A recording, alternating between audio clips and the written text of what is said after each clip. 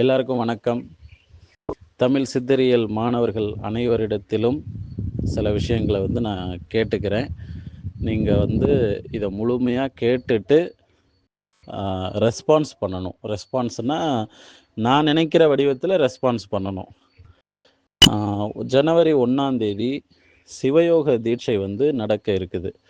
இந்த சிவயோக தீட்சை பற்றி ஏற்கனவே நான் உங்களுக்கு ஒரு பதிவு கொடுத்துருக்குறேன். அதை தொடர்ந்து இது அடுத்த பதிவு அப்படின்னு எடுத்துக்கலாம். இதை நான் ஏன் கொடுக்குறேன், இதுக்கு பின்னாடி வேறு விஷயங்கள் என்னென்ன இருக்குங்கிறத நான் சொல்லிக்க விரும்புகிறேன். அந்த தீட்சையினுடைய தத்துவங்கள், கருத்துக்கள் இதெல்லாம் நான் சொல்லிட்டேன். இது 2வது நிலை. இதில் என்ன நான் சொல்ல விரும்புகிறேன்னா, நான் ஒரு குரு, இறைநிலையை உணர்ந்திருக்கிறேன்.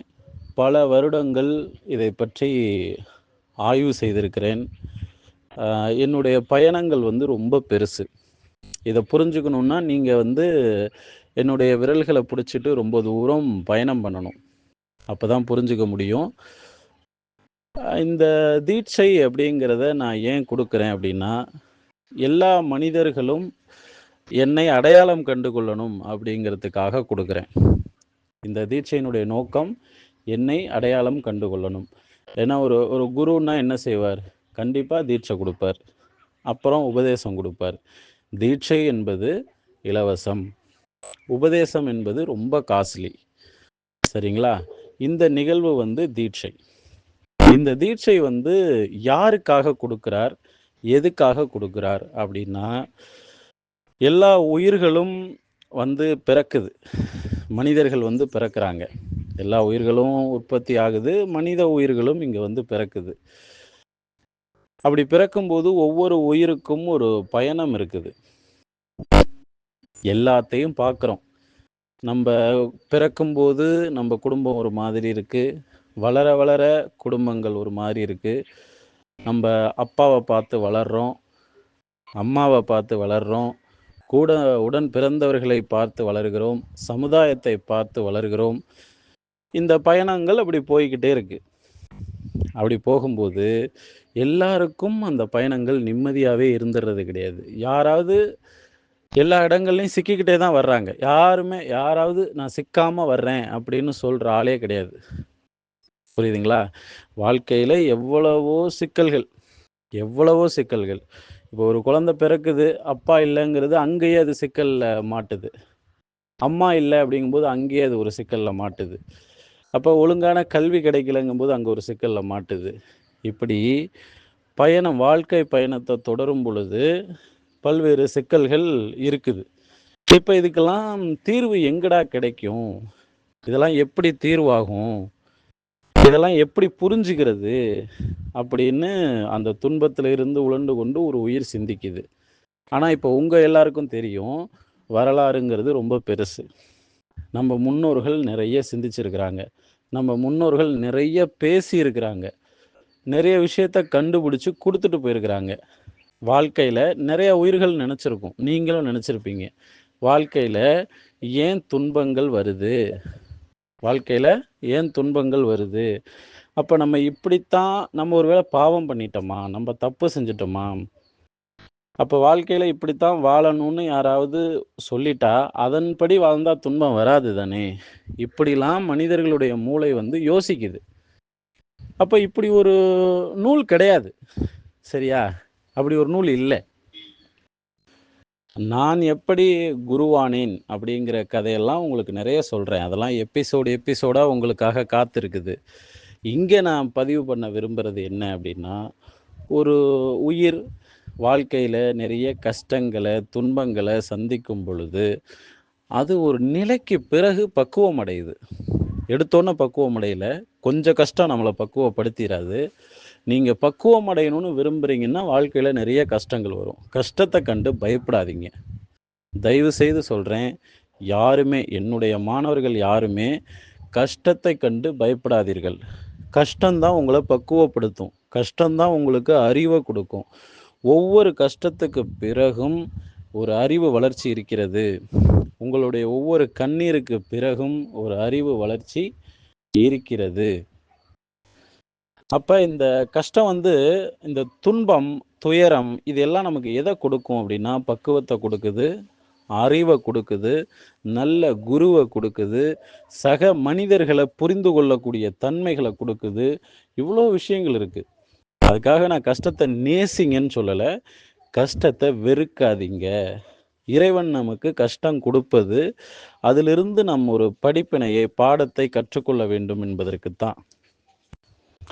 பல பேருக்கு கஷ்டம் என்கிட்ட படிக்கிறது தான். கஷ்டம் என்னாலேயே பல பேருக்கு நெறைய வரும். "நீ என்ன இந்த ஆளு சொல்ல வராப்புல?" அப்படின்னு அதுவே கஷ்டம். அப்போ குரு மூலமாக கஷ்டம் வந்தாலும், அது பக்குவப்படுத்துவதற்கே. கஷ்டத்திலேருந்து தப்பிக்க நினைக்கக்கூடாது. உங்களுக்கு ஒரு உண்மை சொல்றேன். உலக வரலாற்றில் எவனுமே கஷ்டத்திலேருந்து தப்பிச்சவன் கிடையாது. நீ எங்க ஓடுனாலும், நீ ஓடி உட்கார்ந்த இடத்துல தான் ஆப்பு இருக்கும். இது என்னுடைய மாணவர்களுக்கு நான் உண்மைய உடைச்சு சொல்றேன். கஷ்டமே வராது. கஷ்டப்படாத வாழ்க்கைய நீ வாழ்வேன்னு உனக்கு பொய் சொல்ல விரும்பல. கஷ்டத்திலேருந்து உன்னால தப்பிக்க முடியாது. நீ எங்க ஓடி உட்கார்ந்தாலும் அங்க ஒரு ஆப்பு இருக்கும்னு உண்மைய நான் சொல்றேன். புரியுதா? அப்ப அதுலேருந்து தப்பிக்க நினைக்காத. எல்லா கஷ்டத்தையும் சந்தி. நேருக்கு நேர் சந்தி. அந்த கஷ்டம் நமக்கு என்ன துன்பத்த வழங்குதோ, அந்த அளவுக்கு துன்பப்படு. இப்ப ஒரு பெண் கருவுற்று இருக்கிறாள் அப்படின்னா, அது கர்ப்பகாலம் அப்படின்னு சொல்லுவோம். நீங்க வர்ம பட்டய படிப்பு படிக்கிறீங்கன்னா, இது மருத்துவம் படிக்கும் காலம் அப்படின்னு சொல்றோம். அப்ப நம்ம மனித வாழ்க்கையில ஒண்ணுக்கு ஒரு காலம் இருக்கு. இது நான் நோய்வாய்ப்பட்டிருந்த காலம் அப்படின்னு பிரிச்சுக்கலாம். அந்த வகையில நமது வாழ்க்கை துன்பமாக போறது ஒரு காலகட்டம். இது நான் மிகுந்த துன்பப்பட்டு கொண்டிருந்த காலம் அப்படின்னு அத பிரிச்சுக்கலாம். அப்ப நீங்க ஒரு வீடு கட்டுறீங்கன்னா, இது நான் வீடு கட்டி கொண்டிருந்த காலம் அப்படின்னு எடுத்துக்கணும். புரியுதா? உங்க வாழ்க்கையில என்ன சம்பவங்கள் நடந்துகிட்டு இருக்குதோ, அது அந்த காலம். நீங்க திருமந்திரம் படிக்கிறீங்கன்னா, அது நீங்க திருமந்திரம் படிக்கிற காலம். இது எதுவுமே சும்மா இல்லங்க. அந்த காலத்துல ஏகப்பட்ட அற்புதங்கள் நடக்கும். நீங்க திருமந்திரத்துக்குள்ள வந்துட்டீங்கன்னா, ஏகப்பட்ட அற்புதங்கள் அது படிக்கிற காலத்திலேயே நடக்கும். மருத்துவமும் அப்படித்தான். அப்ப என்கிட்ட வர எல்லாருமே வாழ்க்கையில அவங்கவங்க பட்ட கஷ்டத்த கொட்டுவாங்க. குருவினுடைய காலடியில கொட்டுகிறோம் அப்படின்னு சொல்லிட்டு கொட்டுவாங்க. அதாவது சித்தர்கள் எழுதி வச்சுட்டு போன பாடல்கள், இலக்கியங்கள் இதுக்கெல்லாம் விளக்கம் சொல்லணும்னா உண்மையான குருவால தான் முடியும். நீங்க மற்றவர்கள் எழுதுறது எல்லாத்தையுமே விளக்கம்னு நீங்க எடுத்துக்கவே கூடாது. உண்மையான ஒரு குருவால தான் சித்தர்கள் என்ன எழுதியிருக்காங்கங்கிறத உள்ளத உள்ளபடி சொல்ல முடியும். அப்ப இந்த இடத்துல நான் உங்களுக்கு சொல்றது என்னன்னா, சித்தர்கள் எழுதி வச்ச இலக்கியங்கள், மற்ற தமிழ் இலக்கியங்கள் இதெல்லாம் என்ன சொல்ல வருதுன்னா, ஒரு மனிதனுக்கு நேருகின்ற துன்பத்தை எப்படியெல்லாம் புரிந்து கொள்ள வேண்டும் அப்படின்னு தான் சொல்ல வருது. இந்த ஊர்ல இருக்கிறவன் வேற ஏதேதோ சொல்றான் அப்படின்னா, அதெல்லாம் ஏமாத்து வேலை. சித்தர்கள் அத எழுதியிருக்காங்க, இத எழுதியிருக்காங்க அப்படிலாம் கிடையாது. உனக்கு வர்ற துன்பத்த நீ எப்படி புரிஞ்சுக்கணும்? ஏன்னா இன்னைக்கு அதுதான் பெரிய பிரச்சனையே. என்னுடைய துன்பத்தை எனக்கு புரிந்து கொள்ள தெரியவில்லை அப்படிங்கிறது தான் மிகப்பெரிய முட்டாள்தனம். என்னுடைய துன்பத்தை நான் புரிந்து கொண்டால் காத்திருப்பேன். அதுக்கான தீர்வை நோக்கி நான் நகருவேன். அப்ப துன்பத்தை விளக்கமாக சொல்ல தெரியல. இப்போ ஒருத்தன கூப்பிட்டு, "உன் துன்பத்த பத்தி விளக்கமா நீ சொல்லு" அப்படின்னா அவனுக்கு தெரியாது. அத விவரிச்சு சொல்ல தெரியாது. ஆனால் என் முன்னாடி உட்காந்தீங்கன்னா சொல்லிருவேன். நீங்க என்னென்ன துன்பத்த அனுபவிக்கிறீங்கங்கிறத வரியா சொல்லிடுவேன் நானு. அப்படியே எழுதி கையில குடுத்துருவேன். நீ இந்த துன்பத்த தான் அனுபவிச்சுக்கிட்டு இருக்கிறங்கிறத கையில குடுத்துருவேன். உடனே உட்காந்துறக்கூடாது சொல்லுன்ட்டு. நான் அந்த மாரி புரிந்து கொள்ளக்கூடிய பக்குவம் உடையவன்.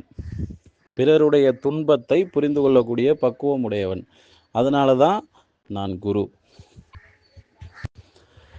நான் ஏன் குருவாக இருக்கிறேன்ங்கிறதுக்கு நான் விளக்கம் சொன்னா தான் புரியும். நீயா ஒரு அர்த்தம் எடுத்துக்க கூடாது. நீயா எடுத்துக்கிற அர்த்தத்துக்கு நான் பொறுப்பாக முடியாது.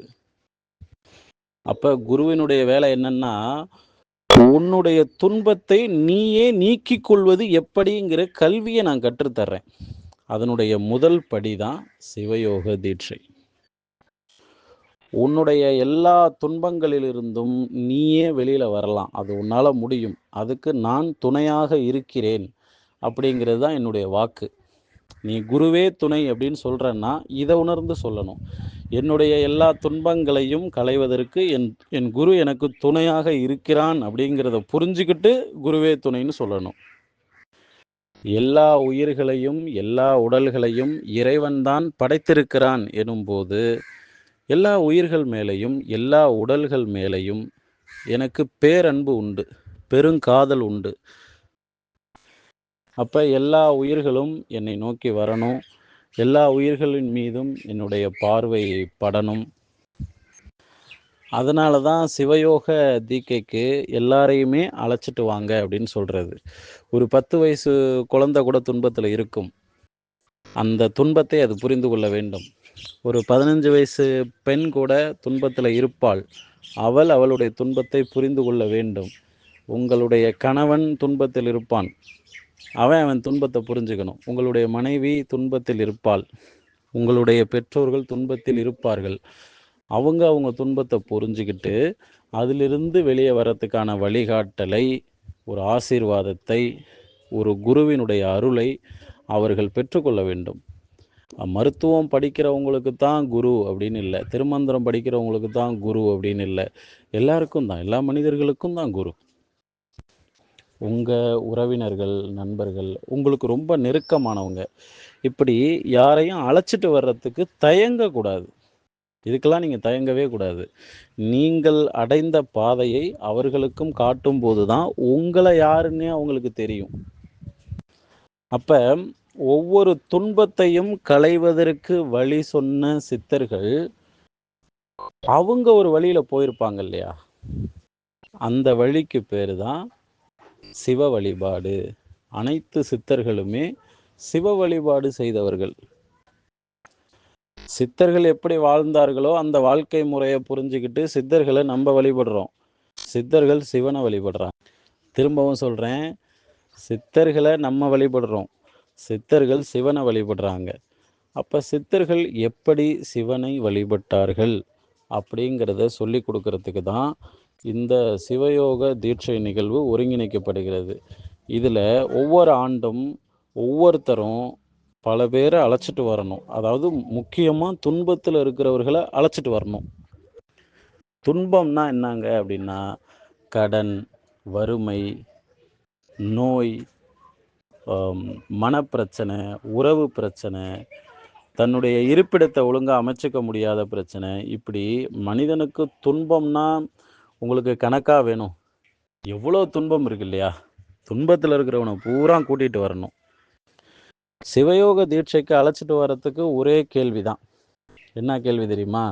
நீங்கள் ஒவ்வொருத்தரையாக கேளுங்க. நீ ரொம்ப கஷ்டத்தில் இருக்கியா? ஆமாம் இல்லைன்னு ஒரே பதில். ஆமாம் அப்படின்னா கூட்டிகிட்டு வந்துடுங்க. இவ்வளோதான். ஒருத்தர்கிட்ட நீங்கள் ரொம்பலாம் பேசணும்லாம் அவசியம் இல்லை. அவங்கள கட்டாயப்படுத்தி கூட்டிகிட்டு வரணும்னு எதுவுமே இல்லை. ஒரே ஒரு கேள்வி, மிகுந்த துன்பத்தில் இருக்கிறாயா? ஆமாம், அழைச்சிட்டு வந்துடுங்க. அவ்வளோதான். கண்டிப்பாக அவர்களுடைய வாழ்க்கை மாறும். இந்த பேசிக்குவாங்கல்ல, தீட்சை வாங்கிறதுக்கெல்லாம் ரொம்ப பக்குவமாக இருக்கணும்ன்ட்டு, அதெல்லாம் இப்படி தான். ரொம்ப கஷ்டத்தினால பக்குவப்பட்டவர்கள் தான் தீட்சை வாங்குகிற இடத்துக்கே வர முடியும். ஒன்று, ஏன்னா ஒரு குருவை சந்திப்பதற்கு முன்னாடி பல சிக்கல்களை அவன் சந்தித்து தான் வரணும். எடுத்த எடுப்பிலேயே ஒரு குருவை ஒரு மனிதன் சந்திச்சிட முடியாது. எல்லா கஷ்டத்தையும் அனுபவிச்சிட்டேன், ஆனால் இருந்தாலும் எனக்கு இன்னும் பக்குவம் வரலங்கிறவனும் குருவை பார்க்கணும். குருவை பார்த்துட்டா பக்குவம் வந்துடும். அப்போ ஒரு குருக்கிட்ட அமர்ந்து படிக்கிற எல்லா பயல்களும் பக்குவமாக இருக்கணும். பக்குவமாக இருந்து தான் குருக்கிட்ட படிக்கணும், அல்லது குருக்கிட்ட வந்துனாவது பக்குவம் ஆகணும். நம்ம ஒருத்தனை பார்த்து, டேய் நீ இன்னும் ஏன்டா பக்குவம் அடையாமல் இருக்குன்னு கேட்குறோம்னா அதுக்கு என்ன தெரியுமா அர்த்தம்? இவ்வளோ துன்பத்தை பார்த்துட்டு வந்தோம், நீ இன்னும் ஒரு பேக்கேஜுக்குள்ளே வரலையாடா, நீனு உனக்கு இன்னும் புரியலையாடா எதுவும் அப்படின்னு தான் கேட்குறோம். அதான் பக்குவமாக இல்லையா நீனு அப்படிங்கிற வார்த்தைக்கான அர்த்தம். நீ எவ்வளோ கஷ்டப்பட்டிருக்கியோ அவ்வளோ பக்குவம் நீனு. ஒருத்தன் பக்குவம் வந்துருச்சுன்னா ஆட மாட்டான், நான் தான் பெரிய ஆளுன்னு சொல்ல மாட்டான். அவனுக்குள்ள அமைதி வந்துடும், பொறுமை வந்துடும், நிதானம் வந்துடும். நல்லவர்கள் உயர்ந்தவர்கள் பேசுகிறத கேட்டு உள்வாங்கணுங்கிற மனநிலை வந்துடும். சிவயோக தீக்கை பெறுவதற்கு எல்லோரும்